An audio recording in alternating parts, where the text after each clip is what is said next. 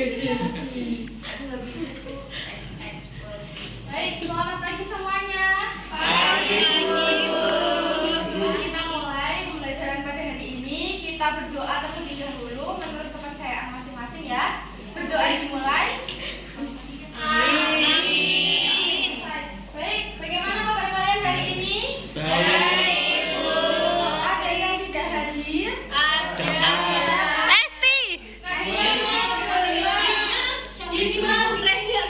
Oke, Reza. Java. Iqbal, Bu, Iqbal.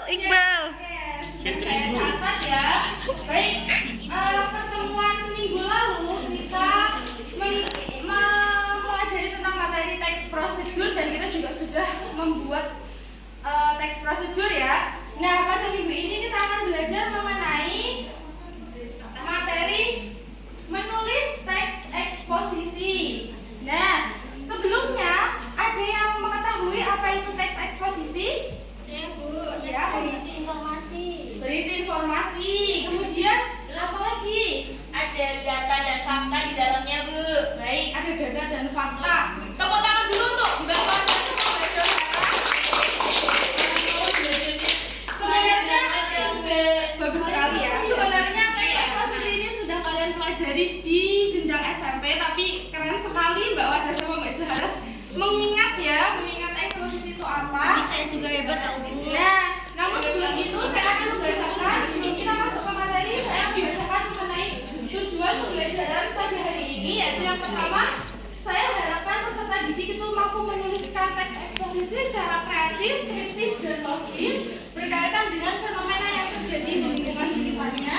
Dan yang kedua itu peserta didik mampu mengembangkan gagasan dan pikiran dalam pandangan dalam bentuk teks informasional. Nah, namun sebelum kita mulai pembelajaran pada hari ini, saya ingin membuat kesepakatan kepada kalian ya. Jadi di pembelajaran ibu ini saya harapkan kalian bisa mendengarkan dengan baik tanpa bergurau dengan teman sebelahnya ataupun tanpa bermain HP.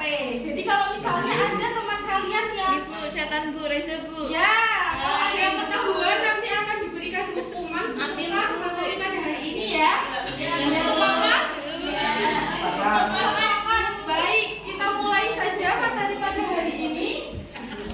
Nah, seperti yang tadi sudah dijelaskan oleh Mbak Wardah dan Mbak Johara, teks eksposisi adalah suatu tulisan yang berisi informasi yang dilengkapi gagasan dan pengetahuan dari penulis. Kalau tadi Mbak Wardah bilang teks yang berisi informasi, Mbak Johara menambahkan berisi data dan fakta. Nah, ini ada di ciri-ciri teks eksposisi bahwa yang pertama adalah bersifat informatif. Jadi seperti yang tadi dijelaskan sama Mbak Johara, harus memberikan informasi kepada pembacanya.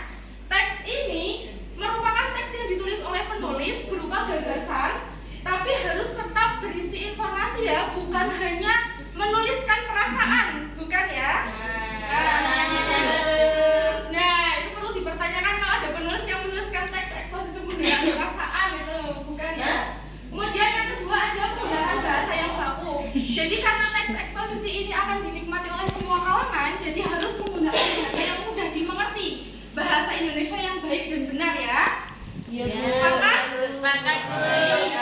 Yang ketiga, seperti yang tadi dijelaskan Mbak Johara, berisi fakta dan data. Jadi selain berisi informasi, penulis harus menyantumkan fakta dan data agar relevan dengan fenomena yang diangkat. Jadi memang harus sesuai dengan kenyataan ya, fenomena yang terjadi. Dan yang keempat itu harus bersifat objektif dan tidak memihak. Jadi walaupun teks eksposisi ini merupakan teks yang berasal dari penulis, tapi tetap teks eksposisi ini tidak boleh memihak.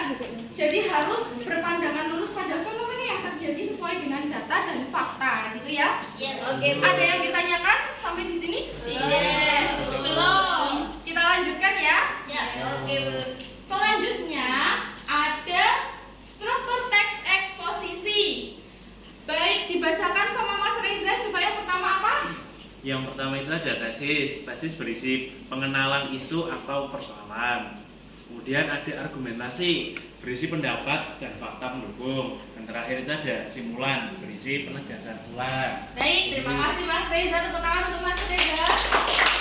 Yang pertama, teks eksposisi ini harus berisi tesis. Jadi penulis harus menuliskan gambaran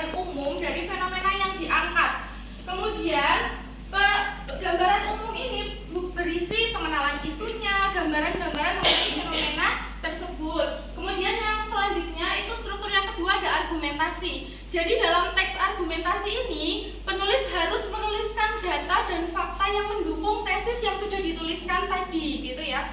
Jadi argumentasi harus berkaitan dengan tesisnya, gitu. Kemudian yang selanjutnya ada simpulan. Simpulan ini berisi penegasan ulang. Penulis itu bisa menuliskan simpulan dan juga saran pada penutup teks eksposisi tersebut, gitu ya. Ada yang ingin ditanyakan atau belum paham? Sudah. Jadi tadi struktur teks eksposisi itu ada apa saja?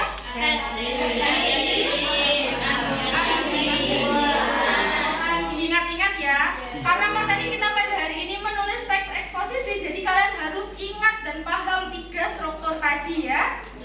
Kemudian yang selanjutnya ada langkah-langkah menulis teks eksposisi. Nah, saya mau tanya dulu, Mbak Wardah itu sebelumnya udah pernah menulis teks eksposisi belum?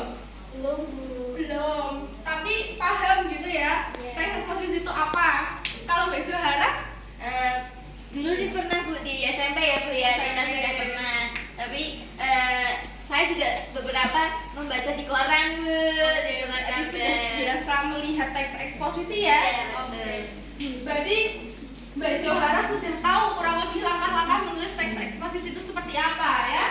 Baik, langkah-langkah menulis teks eksposisi, karena kita menulis teks eksposisinya itu teks eksposisi laporan. Yang pertama adalah menentukan topik terlebih dahulu. Jadi kalian harus menentukan fenomena apa yang akan kalian angkat. Misalnya saja fenomena yang terjadi di lingkungan sekitar kalian, karena ini daerah Pekalongan. Misalnya dampak limbah pabrik batik di lingkungan Pekalongan, itu misalnya contoh judulnya gitu ya. Kemudian itu kalian nanti harus memasukkan apa saja sih yang termasuk isu-isu fenomena tersebut, fenomena lingkungan tersebut, gitu ya. Paham tentang topik ini? Jadi kalian boleh memilih topik apapun yang ada di lingkungan sekitar kalian yang kira-kira bisa diangkat dan bisa sesuai dengan pembaca itu bisa tertarik membacanya ya. Kemudian yang selanjutnya itu aja kalian harus menentukan sumber data kalian. Nah, sumber data ini setelah kalian tadi menentukan topik atau fenomena yang akan kalian angkat, kalian kemudian menentukan narasumber atau responden yang akan kalian mintai informasi itu siapa saja. Misalnya kalau tadi limbah batik, dampak limbah batik di daerah Pekalongan, kalian bisa meminta informasi kepada pedagang batik, pengusaha batik maksudnya, kemudian lingkungan sekitar yang terdampak limbah tersebut gitu ya.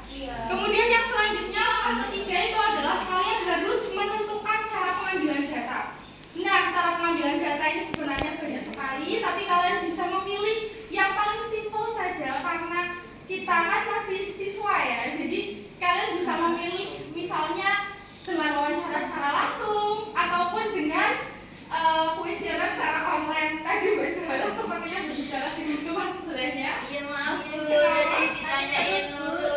Sakit perut. Ya nggak apa-apa Maaf ya, deh. Bu, Tapi ya. paham ya. Ada Bu, Pak. Ya baik. Ya.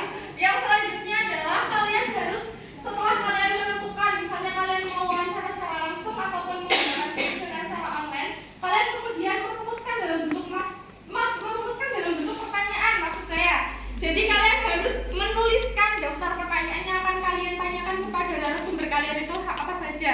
Kemudian yang selanjutnya ada kumpulkan data, dan kumpulkan data itu secara langsung ataupun online gitu ya. Kemudian olah data, kalian boleh menggunakan narasi ataupun menggunakan angka. Yang selanjutnya adalah sajikan dalam bentuk teks eksposisi. Ini kalian harus menyajikannya sesuai dengan struktur teks eksposisi yang 3 tadi ya, yaitu apa? Tesis, argumentasi, baik, sudah paham semua? Sudah. Baik, kita lanjut saja. Contoh, nah di soal teks eksposisi ini saya punya ini kira-kira paragraf apa ini? Tesis ya. Kalian ini macam pengenalan isu. Kemudian yang selanjutnya Yang mana Bu? ya ini yang saya garis bawahi ini merupakan paragraf argumentasi. Argumentasi. Sama. Ininya Bu. Iya, sama Bu. Nah, ini juga sama menggunakan paragraf argumentasi. Kemudian yang terakhir adalah ya ini yang saya garis bawahi kesimpulan dan juga saran ya dari penulis.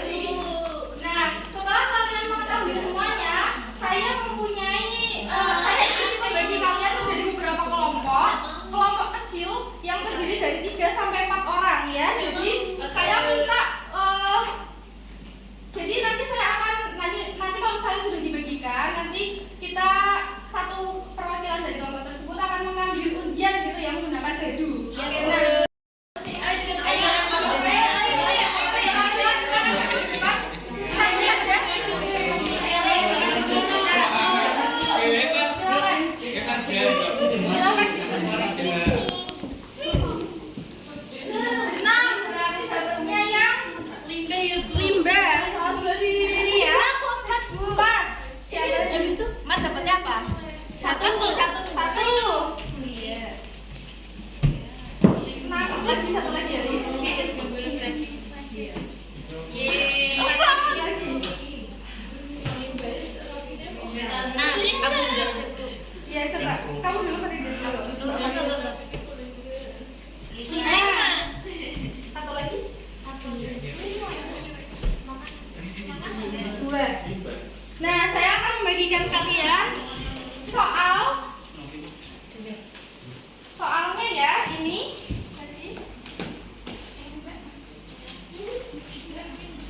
Terima kasih, Bu.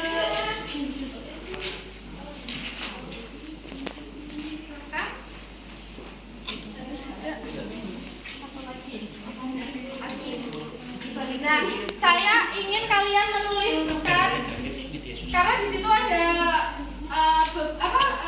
itu ya informasi mengenai pengerjaan soalnya bagaimana. Oke, Bu. Namun saya akan menuliskan dulu bagaimana caranya kalian membuat teks eksposisi laporan tersebut. Yang pertama kalian itu harus kalian pertama harus menentukan topik yang sudah kalian dapatkan itu apa aja. Kemudian cara pengambilan datanya.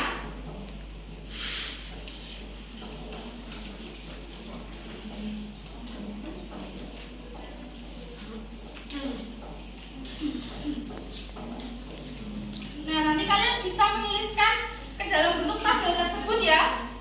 Cara topik kalian dimasukkan, cara pengambilan datanya apa, pertanyaannya apa saja, kemudian hasilnya itu bagaimana, dan yang terakhir kalian harus bisa merangkum ke dalam teks eksposisi sesuai dengan struktur 3 tadi ya. Baik, waktunya 1 menit lagi. Sudah, Bu. Oke, karena waktunya hari ini tidak cukup untuk satu pertemuan, jadi saya minta pertemuan selanjutnya kalian sudah melakukan observasi di lingkungan dan mendapatkan datanya tentang teks eksposisi tersebut ya. Baik, saya mau minta satu mahasiswa yang berani untuk memberikan kesan-pesan pada pembelajaran hari ini. Siapa? Saya, Bu. Saya. Bagaimana kesan dan pesannya pada pembelajaran hari ini? Nggak apa-apa, saya pengen berdiri ya, Pak ya. Kesan-kesannya sih saya senang sekali, Bu, asik sekali ini pembelajarannya, terus ada media, ada dadu, itu suka sekali saya, Bu, gitu, Bu. Kamu nggak ikut ngelemparin? Iya, Tapi kan kelompok saya, ini kelompok saya. Bagaimana pengerjaan kelompok dalam posisi ini, apakah efektif atau tidak? Apakah Mbak Johana suka individu saja? Enggak sih, Bu, saya sukanya bareng-bareng gitu, jadinya kerjasama gitu kan. Oke, Gitu jadi sih, Bu. terima kasih, tepuk tangan untuk Mbak Johana. Saya ada hadiah untuk Mbak Johana. Yeay, terima kasih, Bu. Ya, sama-sama. Baik, pembelajaran pada hari ini kita cukupkan sekian. Kalau misalnya kalian ada pertanyaan mengenai tugasnya, nanti kalian bisa menanyakan kepada saya. Ingat tadi kita sudah belajar mengenai pengertian teks eksposisi. Strukturnya ada 3, tesis, argumentasi, dan juga simpulan. Dan langkah-langkahnya tadi sudah kalian tahu juga bagaimana kalian harus bisa membuat teks eksposisi secara baik dan benar ya. Baik, pertemuan yang akan datang jangan lupa kalian harus sudah membuat teks eksposisi dan mempresentasikan di depan kelas. Baik ya? Baik. Terima kasih.